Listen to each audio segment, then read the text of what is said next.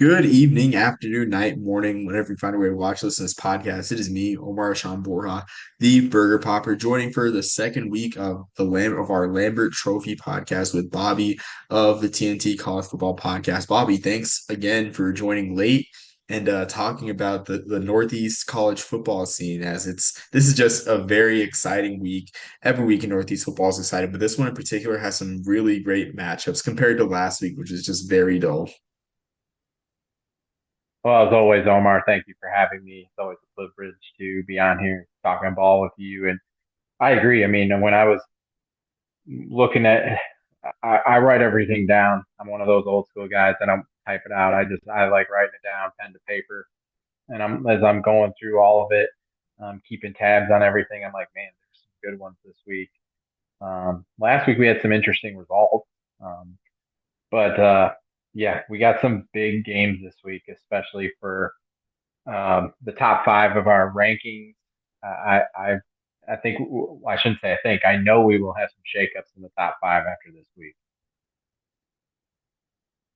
Yeah, exactly. I mean, this week's kind of a judgment week, especially too for at least the number two and three teams in my Lambert Trophy rankings. But I guess without further ado, Bobby, what is your top five for this week? Was there any change after last week?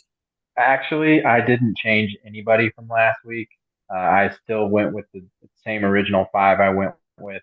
At number five, I put Syracuse. Um, they they were off last week, so it was one of those things where I'm like, okay, I'm just going to keep them where they're at, keep them moving. I have Penn State at number four.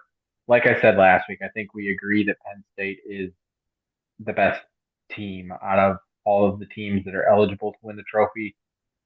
But the criteria for the trophy, for awarding the trophy, is most deserving. And obviously, Penn State has plenty of opportunity to prove that they're most deserving playing Ohio State. If they win that game, then they can play for the Big Ten title. There's plenty of opportunity for them, and it wouldn't necessarily surprise me if they were able to do those things. At number three, I put Pitt because none of us expected Pitt to be 6-0, and sometimes it's been ugly, hasn't been pretty the way that they've won their games, but they're here. They got a huge game this week, which we'll get into. Then at number two, I put Army. The reason I put Navy ahead of Army is Navy at number one. Navy has, in my opinion, a better win against Memphis. And if I'm just being completely honest, like I said last week, I'm more surprised by Navy being 6-0 compared to Army because I thought Army would have a very successful year this year. Coming into the season, I thought that they could be an American title contender. I definitely did not think Navy would be able to do that, and so it's been very impressive to me that they've been able to do that. Army's off this week. They're the only Lambert Trophy eligible team that is off this week, so there's a lot of action this week. Obviously, we know Navy's got probably the biggest. I won't say the biggest because Army Navy, but this is arguably the biggest game on their schedule coming up this week against Notre Dame. Absolutely. I mean, like you said, a jam-packed week with 10 of the 11 teams in action. For my top five, I have the same teams, but of course shaken up. And like you, I did not make any changes. Number five, I have Army just based on the schedule in the American that they've had. They don't face Tulane, they don't face Memphis, they don't face well, yeah, that's it. And then they do face North Texas, which might boost them up in my rankings should Navy lose this past week. But Army's had a kind of a soft AAC schedule, but they've beaten everyone that they had in front of them, and they've beaten them decisively, which is all you can ask of a team. So they're at number five for me. Number four, I have Navy just off the strength of the Memphis win, because of course like that is the strongest win on either team's resume. Three, I have Syracuse at 5-1. The loss to Stanford, of course, still stings, still sticks out like a sore thumb.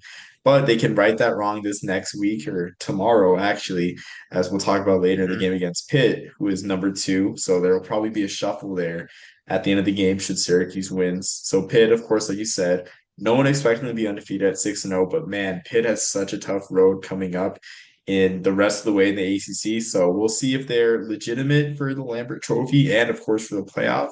And then number one, I have Penn State, of course, because they are on track to probably play for the Big Ten championship, even though if they lose to Ohio State, they'll probably lose a tiebreaker to end up in Indianapolis for the title game. But 11-1 playoff team in the Big Ten. But if you look at it, if they don't beat Ohio State, they might have a comparable resume to Syracuse in a scenario that I want to lay out with you. But yeah, that's my top five. I'm intrigued to hear that scenario. All right, so I will then I will go right ahead with it. So with Syracuse Pitt and everything coming up tomorrow on ESPN, just a great Thursday night game. And geez, just kind of reminds me as a kid with the Thursday night Big East games. I know the first one that I can Hmm. remember that was amazing. That got to put the Big East right back on the map after Miami and Boston College and Virginia Tech left was the Rutgers Louisville game and then the West Virginia Louisville game. Like those two games, I think it was almost back to back in '06 that kind of shaped the national title picture. But it's great to have two Big East teams playing on a Thursday night and everything. But Pitt and Syracuse. So the focus, of course, is going to be on Pitt, on them shooting up in the rankings for the playoff and then kind of asserting themselves even more in the Lambert race. But if Syracuse wins this one and they beat Miami on Thanksgiving weekend, another classic Big East matchup, whose resume do you like better for the Lambert Trophy? Do you like 11-1 Syracuse with the win over Miami, with wins over Miami and Pitt, and a loss over Stanford? Or do you like an 11-1 Penn State whose best wins would be against a 9-3 at best Wisconsin team, maybe a 10-2 or 9-3 Illinois team, but with a loss to Ohio State? Whose resume do you like better? That's a great question, and I think I'll side with um, man, that's a good one. I'm gonna go with I'm gonna go with Pitt and or Syracuse if they're both 11-1 over an 11-1 Penn State because of the sheer fact that they weren't expected to do. Yes, and I'll say like Penn State beating Illinois, that's a good win. Beating Wisconsin is is looking more and more like a good win, especially with how Wisconsin's played the past couple of weeks. But at the end of the day, I think we all kind of expected Penn State to be 11-1, 10-2, going to the playoff. And I hate to like make that as like a chink in their armor in this case because I mean it's extremely difficult to go 10-2, 11-1, and then go to the playoff. That's not an easy task. But I will go with either of those two ACC teams. I know you specifically said one, but I'm going to lump them both in this scenario, just because of the sheer fact that that we just didn't expect either of them to do this. I mean, Syracuse has a new head coach. There's a lot of new things coming their way, and I mean, especially if they're able to continue to win, it would just be fantastic from them. And then obviously Pitt. I mean, I think a lot of us coming into the year thought that their head coach was going to be getting potentially fired this year. And to see them start 6-0 is very, very impressive. Yeah, I agree. I'm leaning more towards that too, where I would take either 11-1 Pitt or Syracuse because Pitt would have quality wins over Syracuse, who would potentially end up at 9-3 from the looks of it, or and also Clemson or SMU, either one you pick. Mm-hmm. 2-1 record Mm-hmm. against those teams is phenomenal, especially if they beat Clemson. I definitely think that you would have to give them the resume boost over Penn State and Syracuse as well, especially the Miami game, especially against a potential Heisman finalist, if not winner, even though the odds are slim for Cam Ward. I think that's just an amazing resume boost for them if they were to beat Miami and beat a Pitt squad that ends up at 9-3 at worst if they end up going 0-3 against Syracuse, SMU, and Clemson. So compared to Penn State, their best win would be against a 10-2 Illinois team who isn't bad, but their best wins are against Nebraska, who looks like a team that ends up being 8-4, and also maybe Michigan, a 6-6 Michigan team, or a 6-6 Michigan State team. Those are Illinois' best wins, and that's Penn State's best win. So I would have to agree and go Pitt or Syracuse, especially with the criteria of the most accomplished team. If those teams end up winning their conference and Penn State does not have a conference championship, that's more criteria that they have that Hmm. Penn State does not have. So it could be an interesting scenario that we see unfold starting off this week. Absolutely agree. And I mean, there's other really fun scenarios to look at as well. I mean, obviously the two service academies, and there's just there's a lot of really fun things to look at this year, just because you go down the schedule of the 12 teams that are eligible this year, and just for the most part, these teams are having successful years. I mean, we're probably going to have, let's just say, 10 out of the 12 potentially be bowl eligible. I think that's a really, really impressive thing to see.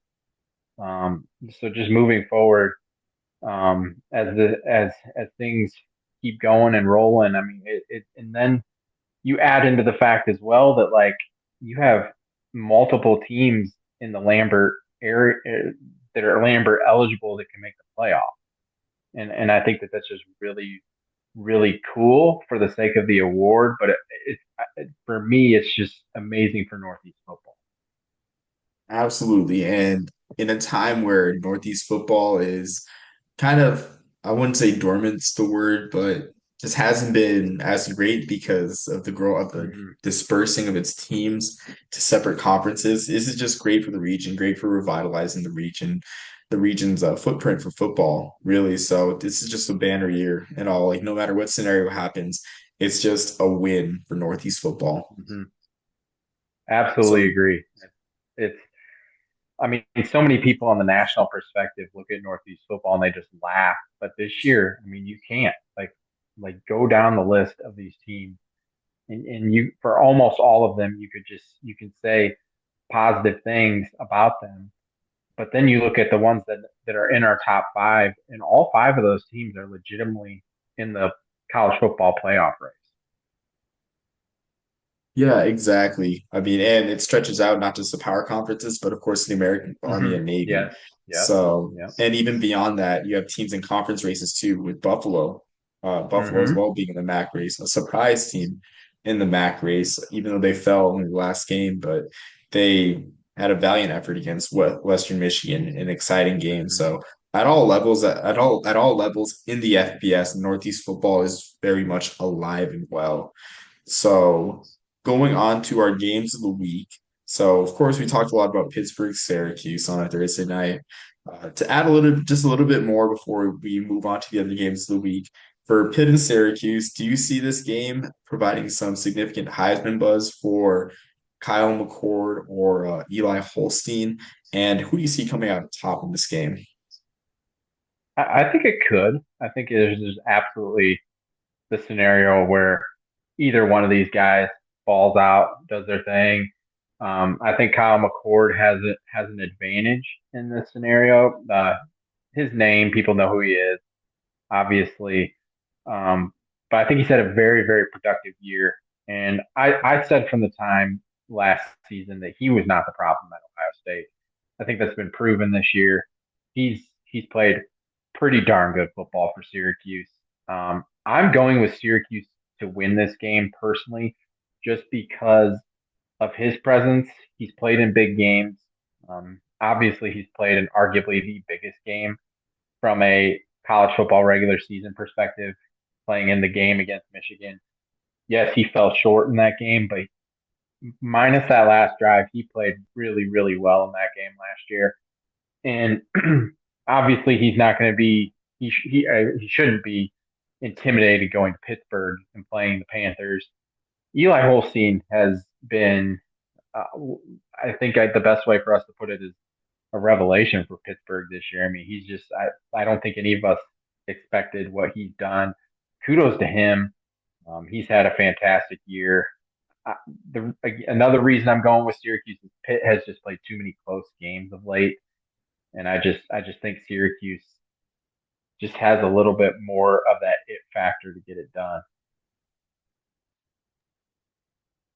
Yeah, I'm surprised. I was gonna go with Pitt in this one just simply because they have the momentum going into the season. They play them at home in late October at Acrisure Stadium. So, but I could see it going either way. Rivalry game, of course, and everything. Syracuse has everything to prove. I will say though, the Pitt has the edge, as in Dan Villari not starting at quarterback for them for Syracuse this year after what happened last year at Yankee Stadium with Pitt. I think they're glad to not see Villari play at quarterback and run Wildcat on them all day. That's a good point. Yeah, but I say that in jest, but yeah, like definitely going to be a close game. And really, I mean, I don't think anyone saw that game having any ACC Right. implications before the year. So just great to see the ACC running through the Northeast. Going on to the next game of the week, I think I'll go towards I guess how the games happen chronologically throughout the day. At 12 o'clock on ABC, we have Notre Dame Navy, the traditional intersectional series between the two. We can no longer say it is the longest continuous intersectional series thanks to the pandemic, but they've still been playing since 1927. And this game is just the second all-ranked matchup since 1978, with the last one being 2019 and the last one before that being that 1978 game. And Notre Dame Navy, I know you said that you think Notre Dame will pull it off, but what exactly does Navy have to do to beat Notre Dame? You mentioned the blueprint with NIU, but is there anything else that they have to do? Well, I was at the NIU Notre Dame game, so I saw it in person. You run the ball, control the time of possession, control the line of scrimmage, um, play good defense against them. So the blueprint's definitely there, and Navy can do more than NIU because they can stretch the field passing. I know NIU had a long passing touchdown in that game on the first series to Ontario Brown, but that's not what NIU does. They just made a play. Navy can stretch the field. We've seen that this year. They're very, very impressive doing it too. It's I've just been so impressed. Been doing a little bit of a dive into Navy and their offense, and it's just so impressive to watch what they're doing. Knowing the triple option the way that I do from playing that type of system, and it's just so impressive to see like the modern day version of it that they've created, um, with stretching the field and the like. Um, I think Navy can also do some other things. Like we've seen them force turnovers. That Charlotte game last week, two pick sixes.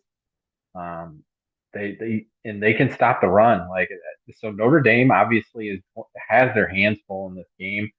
The reason I'm going to go with Notre Dame in this game is because I feel like they've improved since that. And I shouldn't say I feel like I think we would all agree that they've improved since that NIU game. You can just watch them and see it. I think it was a wake up call to them. And they know that they can't lose another game if they want to make the playoff. Their schedule just isn't strong enough this year. Yeah, I agree. And I think it's interesting. So I'm gonna go the opposite. Well, I'm gonna go the opposite, of course, because as a biased party, as a biased Service Academy fan, I'm gonna say the Navy beats Notre Dame here because I think the blueprint, like you said, is there. And I just think that, like you said, Navy can stretch the field passing the ball. My one concern is as an Army fan going up against power conference teams, Army's blueprint to almost beating Michigan, almost beating Oklahoma is to limit the time of possession, limit the possessions that the other team has. And I'm just not sure that Navy can do that. Almost in a bad way. I feel like Navy would turn this into a shootout and score too quickly, to be quite honest. Just looking at the way the Navy plays, just getting a heavy dose of their offense, watching them as well, because it's fun to watch. Granted, I will give the midshipmen that it's very fun to watch. I just don't think the inside run game is there for them to take time off the clock. And that's not to say that they can sustain long drives, but in a game like this against Notre Dame, even though Notre Dame's offense has not been the most explosive most of the time, except for against Purdue and Stanford, but in a game like this against Notre Dame, I really feel like you want long sustained drives. You want a great inside run game that gets you 4 or 5 yards at a time. And that's something that Army has and that could work against its advantage in keeping Notre Dame on the field, keeping that defense tired. in everything. Because last game, Bryson Daly had 31 carries for 171 yards, right? Blake Horvath, that's, I guess, Bryson Daly's 31 carries is almost half of Blake Horvath's total carries in 7 games or not seven, in 6 games so far this year. And that's not to take anything away from Blake Horvath. He is so fun to watch. He's exciting, but he's just a different type of runner. And so I don't think the inside run game is there to wear Notre Dame out really. And that goes as well with the way that they use their fullbacks, the way that they use uh, Alex Tezca, Dabo 5. They don't get as many carries as say Kanye Udo for Army or Jake Rendina for Army do. So that's just my one thing. I'm still gonna pick Navy. I think they find a way. I really do think they find a way because I don't just looking at Navy, like they run a wing T. There has not been that much misdirection that I've seen in their playbook the past few weeks or so far what they've seen so far. So they could be unleashing the rest of the true wing T principles against Notre Dame, but it's going to be exciting either way. Like I'm really excited for that one. I agree. I mean, I hope they win. I grew up a diehard Michigan fan, so I don't have any love for Notre Dame in me. I try, of course, being a national and media member and podcaster, I try to be impartial when it comes to that. But at the end of the day, I am who I am. That's how that's how I grew up. But I have a question for you, Omar. As an Army fan, would you rather be the team playing Notre Dame first? I think there's two ways to look at it. Because maybe playing Navy first, Notre Dame is then get the. And I understand you guys have different concepts offensively and you do things differently, but they get to see the triple first against Navy before they play you guys. And I think you guys, like you laid out perfectly with your inside run game, have a really good shot of beating Notre Dame because of that. I just wonder if you guys were playing them first, it would give you more of an advantage in that. I think I've seen this play out actually. It's funny you say that because I've seen this play out in 2010 and 2016, the past 2 times we played Notre Dame, where coincidentally, both years Navy beat Notre Dame. 2010, they blew them Okay, out. yeah, that Probably, yeah, probably the most decisive victory that we've seen Navy have against Notre Dame since the streak broke. And a few weeks later at Yankee Stadium, Army played Notre Dame. And wow, that's just another coincidence how 2010 Navy played Notre Dame at MetLife, and Army played Notre Dame at Yankee wow, Stadium a few weeks later. I didn't even think about that until now, but it's kind of true where it's like even then Army ran a much different type of triple option scheme. It was a hybrid wishbone compared to a flex bone. Army still struggled against Notre Dame after they had that look against Navy. Same thing in 2016 where Navy beat Notre Dame in Jacksonville. And then I want to say it was like the very next week, if not 2 weeks later, Army played Notre Dame at the Alamo Dome, and Army would just looked, they were figured out. Notre Dame figured them out. So I'd rather play them first, to be honest with you, but I don't even know if that'll play a role just with how different the attacks are for Navy and right, Army this right. time around.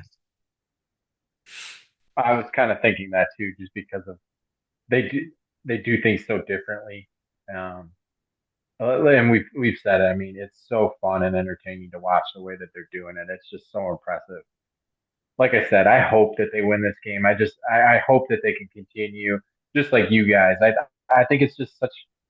You don't want to say that it's like a great story because that sounds cheesy, but it's like it's so cool to see both of these teams be what they are this year when none of us really expected it. I just think it's like it's so fun to watch just good football from both of you, from the two academies. Obviously, Air Force will throw them out of this in this situation, but to see that both Army and Navy just being what they are, I think we're all just sitting here like, man, can both these teams please be undefeated playing each other at the end of the year? It'd just be so much fun. Back to back weeks. Oh man, yeah, I kind of hope now. I kind of hope Tulane takes care of business to avoid that scenario because Yeah, I always tell yeah. people it's awkward. It's just a very awkward situation on in all aspects, and it's not a bad situation, just very awkward for everyone.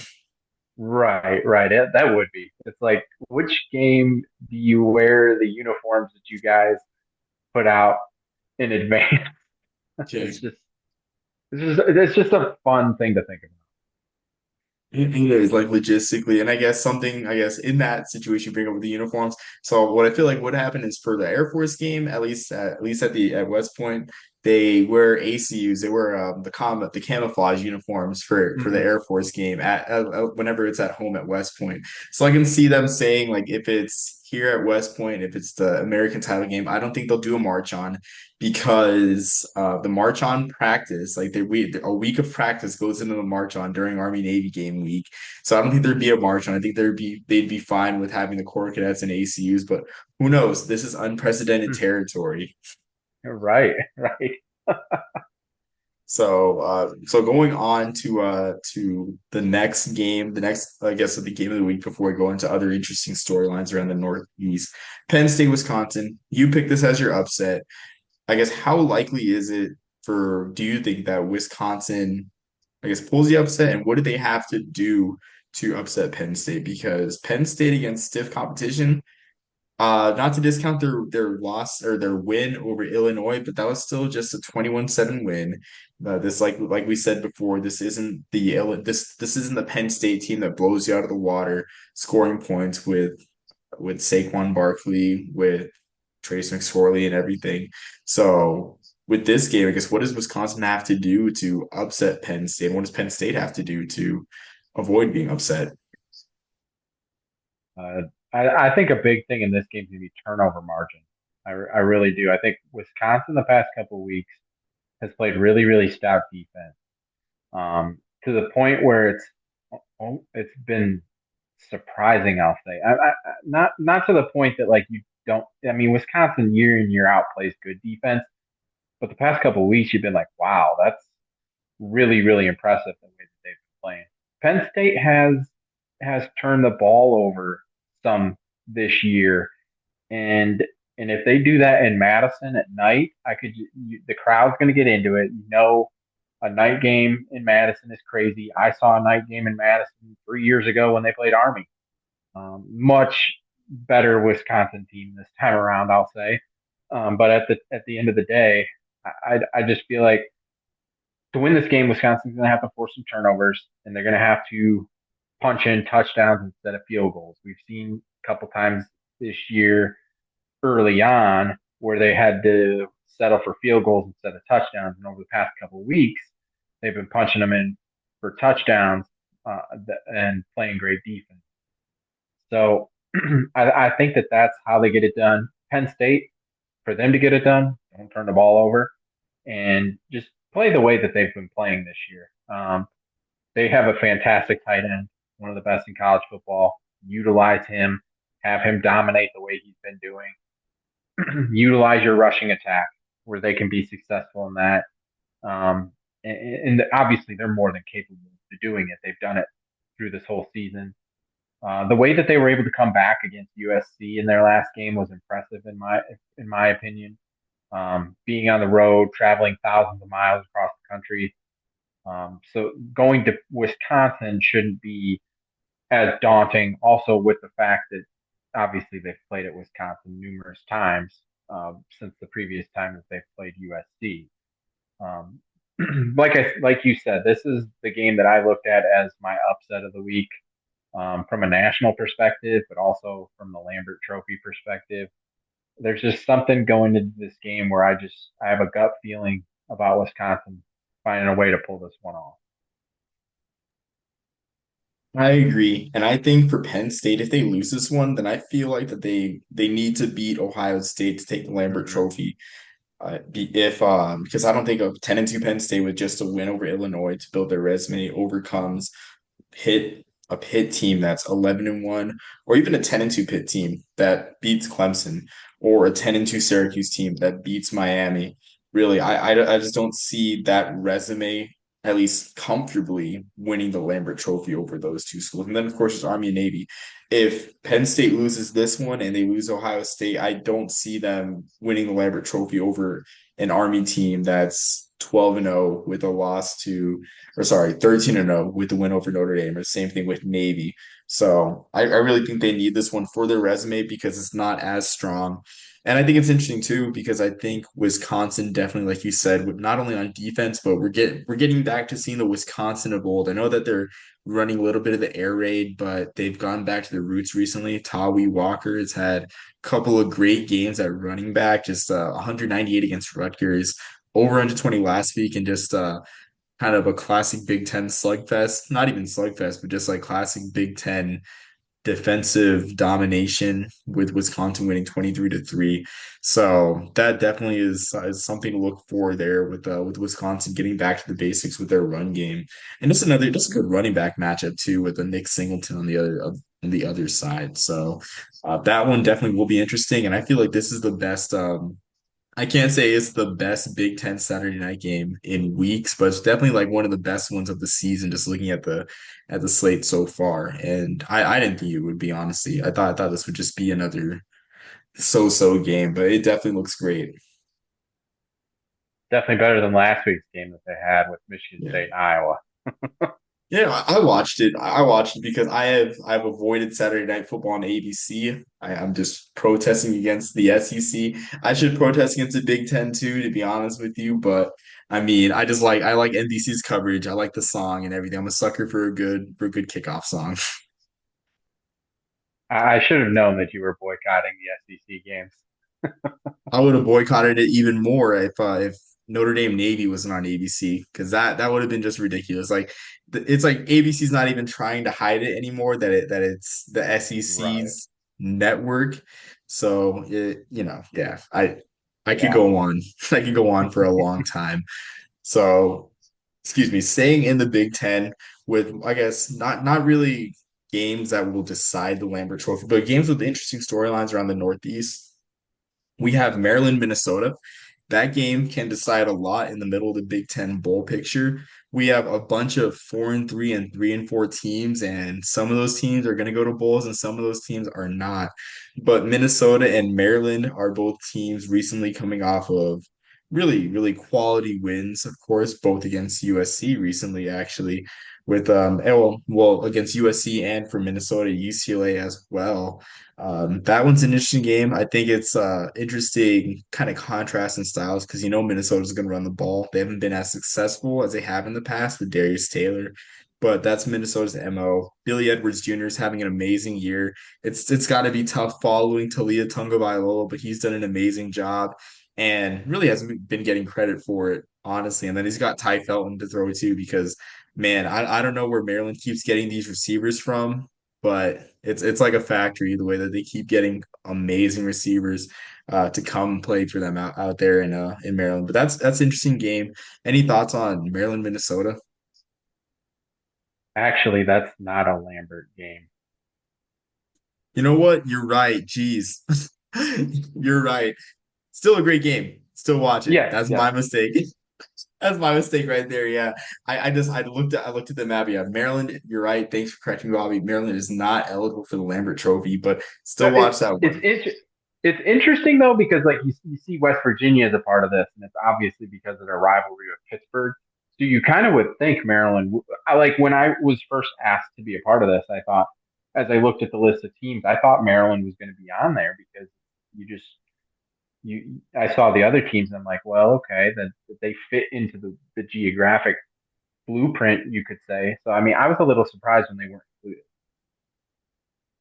Yeah, so I think so with my good friend Brigade Review, um the way he explained it is with West Virginia, they have a long history of being an independent with a heavy Hmm. schedule of Northeastern schools, and you've heard the explanation too, Hmm.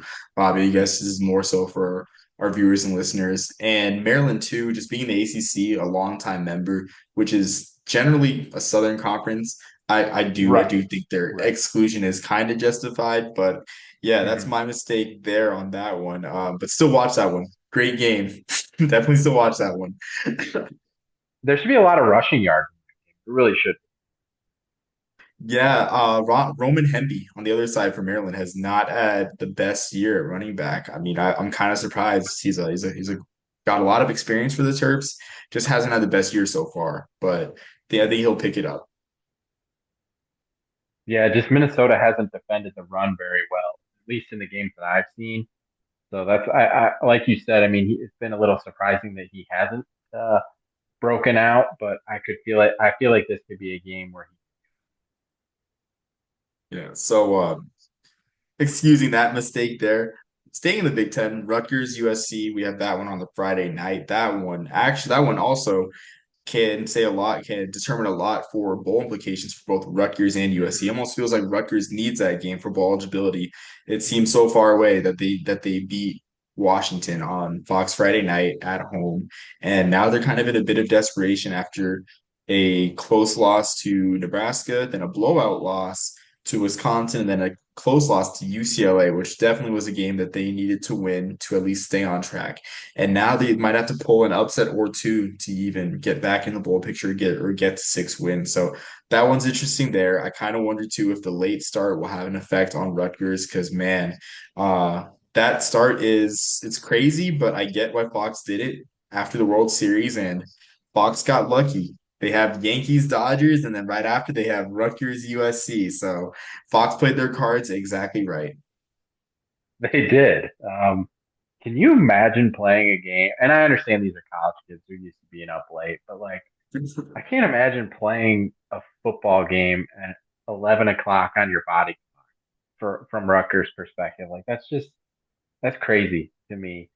And I think normally it'd be like, okay, they're probably gonna get destroyed, and that could happen. But it's Lincoln Riley and USC, so anything can happen when Lincoln Riley's over there on that other side. USC could win this game by 35, and they could lose by 14. I mean, that's just how things roll with Lincoln Riley. It's just I expect USC to win this game. Um, they're the better team. I mean, they just for whatever reason get in their own way. Um, Coaching blunders. You can go down the line with things that transpire there, but they're the better team. They should win. And you're playing a team when it's 11. The kickoff's at 11 o'clock. Let alone when the game ends at 1 or 2 in the morning on the East Coast. Yeah, and I just looked really quick. I think something that could play a factor for Rutgers in their favor is the home field advantage because game one of the World Series is at Dodger Stadium. So I definitely think that even though the kickoff is staggered and is right after the baseball game, LA traffic is really hard to, to maneuver around. And I mean, we could see a very empty, not very empty, but a less than capacity, much less than capacity LA Coliseum. We've seen it before when USC's played night games in the Coliseum when they weren't as good. This is a three-loss USC team. I can't imagine that they're a hot ticket in LA with so much to do in that city. So that could play in Rutgers' favor. But like you said, I really think even more so the whole body clock scenario is just awful because like you said, like it's you don't think about it much, but it plays a role. I remember in 2018 when Army played Hawaii at noon. That was a game that was like 6 in the morning, 5 in the Ooh, morning Hawaii time, man. which Oh, yeah, I mean our Army that's got not one over right. on Hawaii. Yeah, they got one over there on Hawaii that game. That's rough, man. Why'd you guys do that to them? Ask the TV executives, Bobby. That's That's that's true. all TV That's true. executives. That's true. You're right. But they got us back the next year anyways, with an 11 p.m. kickoff. So it evened out. So going to other games on the slate, one that I'm really interested in, and I'm sure you are too, Buffalo versus Ohio out in the MAC. And those are teams that are trying to figure out or trying to get back into the race. This game is a bit of an eliminator in the MAC race. Buffalo has a tiebreaker over NIU and Toledo in the MAC. So but a second loss here arguably puts them outside of the race. And Ohio is, typical Ohio, consistent, not as flashy. They're not as flashy this year without Curtis Rourke. This year they got Parker Navarro running the ball exceptionally well. I mean, Curtis Rourke's a solid runner, but Navarro has great running talent. Reminds me of honestly Curtis or Nathan Rourke. I mean, he's the best runner probably since Nathan Rourke. So should be Hmm. interesting there. Buffalo showed improvement. CJ Ogbuna has thrown the ball better, especially last week in the shootout against Western Michigan. So this game could really go anywhere, and it's just a testament to the parity in the MAC this year. Well, first I'll say I saw Curtis Rourke in person last week. That kid can throw the football. Man, he is talented. And I know he got hurt, had surgery this week, but man, he can sling it. That's a really good football player. But you laid it out perfectly with this game, Buffalo and Ohio. I mean, this is a big game in the MAC, and it's an elimination game per se, for whoever loses this game because two losses might put you out because Western Michigan's undefeated. They play Kent State this week, who's arguably the worst FBS team in the program or in the country, I should say. They should be 4-0 after this week in MAC play. And Buffalo played them in a very, very good game this past week, losing by 7 in a shootout, 48-41. Um, Buffalo's been impressive to me. Like we laid out last week, they're just the way they've been playing defense. I know they just gave up 48 points, but they've just been really, really just impressive on that side of the ball.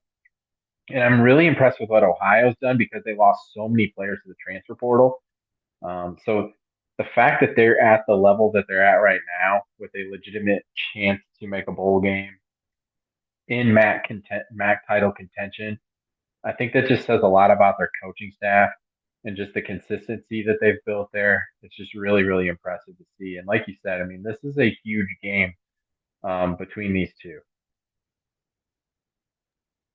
Yeah, exactly. I mean, like you said with Ohio, we bring up a good point with the transfer portal. I think Parker Navarro showed us a good taste of what he's capable of in the Myrtle Beach Bowl last year, and he's Hmm. not proving Hmm. us wrong. I mean, overlook the 5 touchdown to 6 interception ratio. I mean, he's running the ball really well, and he's just managing the game well for an Ohio squad that has a good defense. And just plays like a Ohio team would under Frank Solich and under that pedigree now with Tim Albin. So definitely a great one there. Not as much Lambert Trophy implications, but it's still this week and everything. It's still part of the week. Going on to another group of five, or I'll group these two together, the two independents in the Northeast. Your Yukon Huskies, they host Rice this week. Should be, I mean, honestly, should be an entertaining game. EJ Warner is always a joy to watch. Struggled with interceptions this past week against Tulane, and it really crippled Rice because they were tied with Tulane in the fourth quarter. And I think one of the more shocking, honestly, near upsets of the Yeah, week. absolutely. So yeah, Absolutely. that came out of nowhere. But that one should be interesting. Really, Rice has had trouble defending the run as we talked about before we went live. Mackay Hughes ran for 146 yards for the Green Wave last week against Rice, and I'm just so impressed with how UConn's running the football this year. Like I really am. So I mean, we'll see how it ends up with Rice and UConn. Absolutely. I mean, I'm going to be biased in this game a little Yeah. bit. I mean, but I will say we lost our left guard. Ben Morawski's out for the season, so that could hinder our rushing attack possibly. Wake Forest did a heck of a job last week controlling the line of scrimmage and made it difficult for us to run. We were under 50 yards rushing as a team last week. But I think we're going to be able to change that this week against Rice. I think that there's plenty of opportunity for us to attack them on the ground. Whether we have four different running backs we can throw at them. Nick Evers, our quarterback, running the football. We can do a lot of different things to kind of throw them off when it comes to that.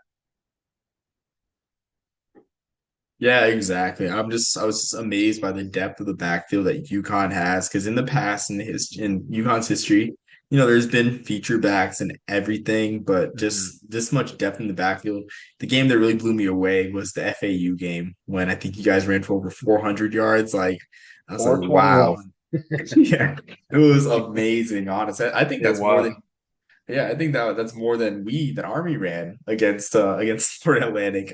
I'm not That's too sure, but it incredible. might have been. So that really amazed me. So I'm excited to see what UConn does against Rice. And of course, if we're staying independent, we have UMass versus Wagner. Not much to say about that one, even though the Wagner Seahawks are 4-4.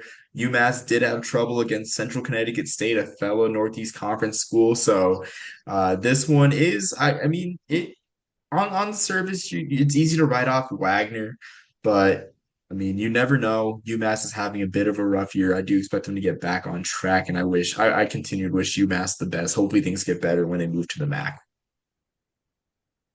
Absolutely. I mean, I want them to have success. I want everyone, really. I mean, I know that they're UConn's rival, but I mean, seriously, I legitimately want them to win games and be successful. The fans that I've run into from UMass have been great people.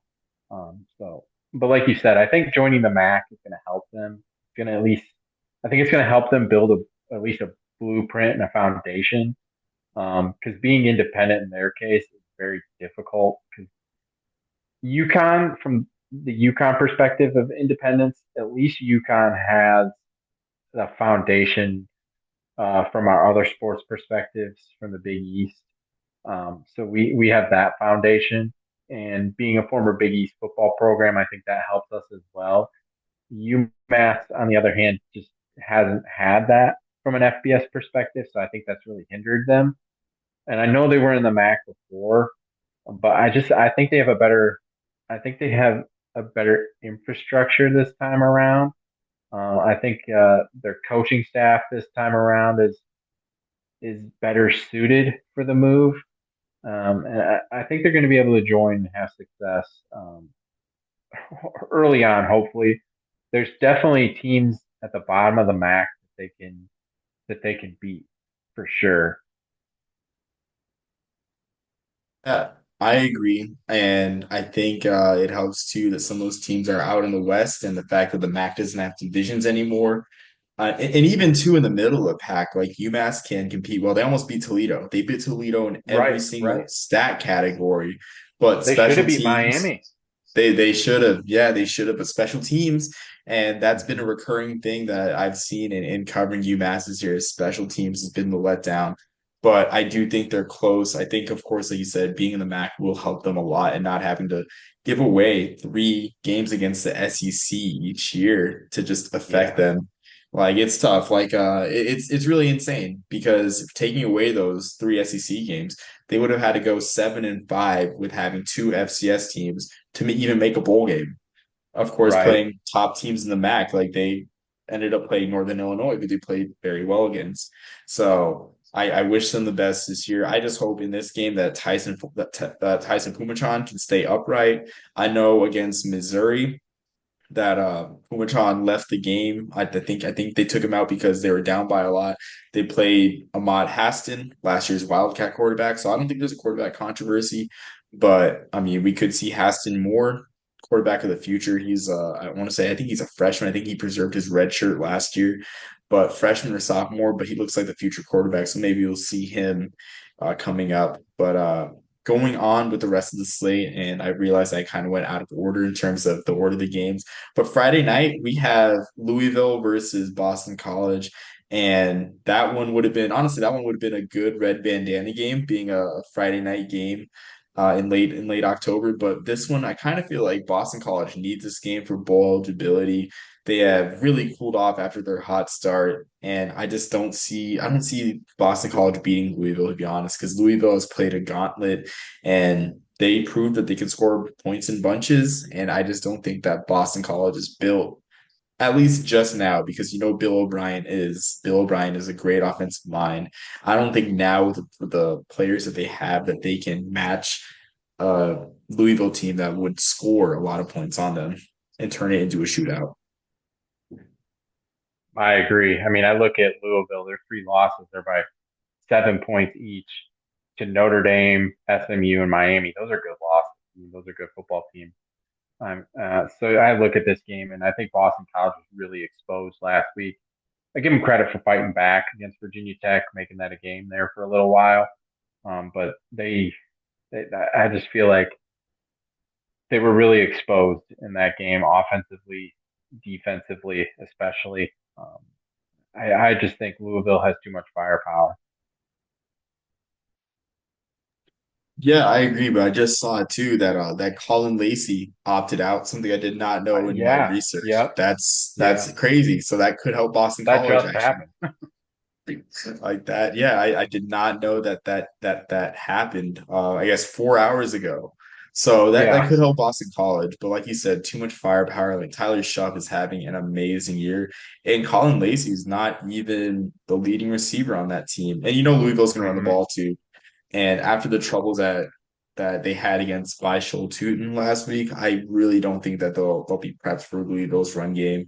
So, I mean, this should be a fun game. It really should be. I mean, I think I love watching Thomas Castellanos play, but Hmm. I just don't see Boston College coming out on top on this one. I agree. So going on to the last game, and of course I kind of forgot about West Virginia being in the Lambert race. Is I'm kind of being on an island in the state of West Virginia. They have Arizona, and that's a conference game, and kind of shows why we need the Lambert Trophy, where we have former Big East members playing former Pac-12 members in conference games, and that team is another big game for bowl eligibility for both of those schools.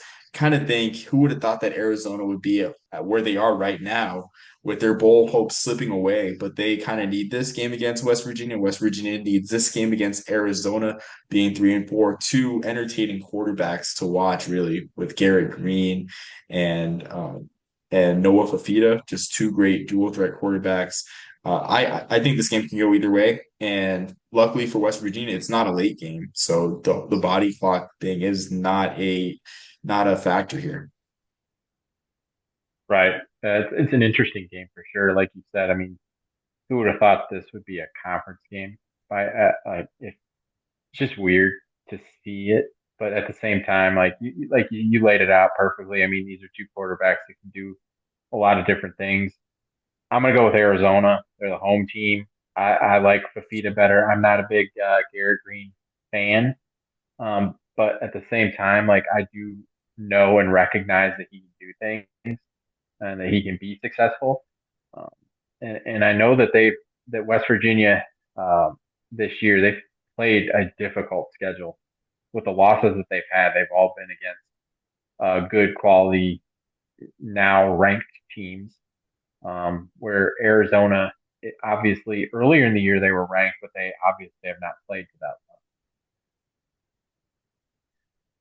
Yeah, and I have to agree. Looking at West Virginia's schedule, I kind of get the feeling that if they lose this one, like that they are in dire straits for a bowl because they play level. Cincinnati at Nippert, and they also have Texas Tech at the end of the year at Texas Tech in Lubbock. Even though Texas Tech proved that they played down the competition a bit last week, losing to Baylor, but I got to think that this is a must-win game for West Virginia's bowl hopes, and I mean, Lambert Trophy hopes are already gone for this year, but yeah, this is kind of a must-win game out there in Tucson. So good thing they're Hmm. playing them though in late October. That heat, that Yeah. Southern Oh, Arizona heat, yeah, could have played a factor. yeah. I'm gonna make sure when I do go to a game at Arizona, it's not gonna be early. Yeah, just make sure it's not there. And also too, I forgot what other thing because we went there, we drove there for the Arizona Bowl. I think the sun, yeah, oh yeah. No, that's what it was. Yeah, there's not a piece of shade in the stadium to be found really. So yeah, definitely That's go not in good for somebody later in like the year. me. Yeah, definitely go later in the year for that one. That's the biggest thing too. But yeah, I think that covers every single Lambert Trophy eligible team, plus Maryland, who is not Lambert Trophy eligible. Bobby, do you have anything final to add before we sign off? No, I mean, just as always, Omar, thank you for having me on. I really appreciate it. I enjoy, as always, I enjoy our discussions. I think it's really cool that we can have this discussion about the Lambert Trophy. Again, it's a privilege and honor to be able to vote for the award, and I'm looking forward to continuing these discussions each and every week as we head into it'll be voting time before we know it. Yeah. Oh shoot, I also forgot to. I realized I started typing because I forgot Temple. I feel so bad. I hope Temple fans do not attack me. They're having a tough year, but man, they just beat Tulsa. The defense is playing great. You Hmm. saw firsthand with UConn Yes, with yes. how great Temple's defense is. They have East Carolina this week. Not only is East Carolina kind of slumping, they just lost Mike Houston. They just fired Mike Houston, but Evan Simon for Temple is playing great football at quarterback. He has Hmm. rejuvenated that team. So I think Temple could win this one. They absolutely could. Like you said, I saw it firsthand. I mean, I was very impressed by them. Their defense is no joke. I mean, what they were able to do to UConn in the rushing attack. I mean, like I said, I was really, really impressed. Yes, we played our backup, Joe Fagiano, at quarterback, and it wasn't Nick Evers. But at the same time, like Joe was really clicking heading into that game, and they were really able to stifle us and do a lot of things. And I know Temple looks at UConn as a rival because of the Big East and us potentially taking a spot that they felt was theirs and whatnot. So I give them a ton of credit for how they played against us, and I was happy to see them beat Tulsa last week because they deserve to beat UConn, quite frankly. So I was really happy to see them win that game this past weekend against Tulsa. And again, this is a game that they can win. ECU just fired their coach. It could go one of two ways. They could rise up and it could revitalize their season, or it could tank them. I mean, we've seen both of those scenarios many different times. Yeah, exactly. And something interesting I found in writing my American Athletic Conference write-up for Ask for Football is Evan Simon completed passes to 13 different Temple receivers. None of them were Wow. Dante Wright. So yeah, it Wow, that's was impressive. I yeah, didn't realize that. I was like looking down because I was looking for Dante Wright's stats and like, wow, I counted like 13 different receivers caught a pass for Tulane or for Temple. So Wow. yeah, what I mean, yeah, it's spreading the ball around great. So, Temple though, yeah, I mean, I think with the way that they've performed later in this year, I think that Stan Drayton's job could be preserved because it's definitely a slow build out there at Temple. Hmm. So I do wish them the best, honestly, and I just like I like being in a conference with a former Big East member. I think it's cool. It's an Army fan, and I like to see Temple do well. Absolutely. And like you're talking about Stan Drayton, I think it's obviously difficult. That's a difficult job, but like the good players that they have, like he's developed some players, but they get poached away by the portal. So you just kind of hope that there's a way that they can kind of sustain some things. Like the quarterback they have right now is starting to play some good football. They got some talented guys on that defense. You just hope that they can keep them together. Yeah, exactly. I think Evan Simon is a senior this year though, but I hope Forrest Yeah, Brock, the yeah, opening day starter, I yeah. think I think he's learning underneath Simon now. So we will see. It was a tough situation with EJ Warner leaving, but Hmm. Simon stepped in well and he's playing arguably better football than EJ Warner at this point. You can make the argument. So yeah. After forgetting Temple, now Bobby, do you have anything else? I guess after your first sign off, do you have anything else to add? Or No, I think we're good. I mean, just thank you everybody for listening, for your Lambert Trophy news and the like. Hopefully, we lay things out good for you guys. yeah, thanks again joining for Bobby. Thank you for your expertise, and this has been a fun discussion as always. Thank you everyone for tuning in and for listening. And until next time, everyone, peace, love, and soul on the Burger Popper.